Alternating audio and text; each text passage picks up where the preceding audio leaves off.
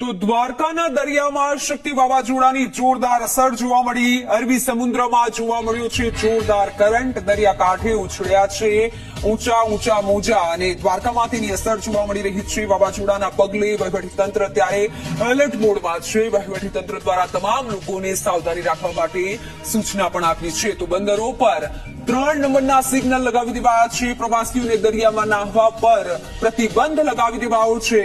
ગુજરાત પર આવનાર સંભવિત વાવાઝોડા શક્તિને લઈને વહીવટીતંત્ર અત્યારે એલર્ટ મોડમાં છે. ખાસ કરી દરિયાકાંઠાના જિલ્લાઓને એલર્ટ રહેવા માટે સૂચન અપાયું છે.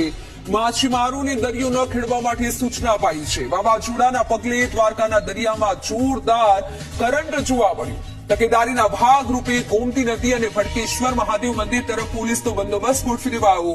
હાલ શક્તિ વાવાઝોડું ઓમાન તરફ ફંટાયું છે.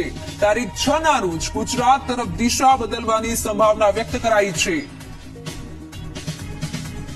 તો વિંડીના માધ્યમથી આપ જુઓ કે વાવાઝોડું કઈ ગતિથી આગળ વધી રહ્યું છે અને જે ગતિથી આગળ વધી રહ્યું છે તેને જોતા જ હાલ તંત્ર પણ એલર્ટ છે અને ખાસ સૌરાષ્ટ્રમાં તેની અસર જોવા મળી શકે છે. નલિયાથી 630 કિલોમીટર આ વાવાઝોડું દૂર છે. 15 કિલોમીટરની ઝડપે આ વાવાઝોડું આગળ વધી રહ્યું છે.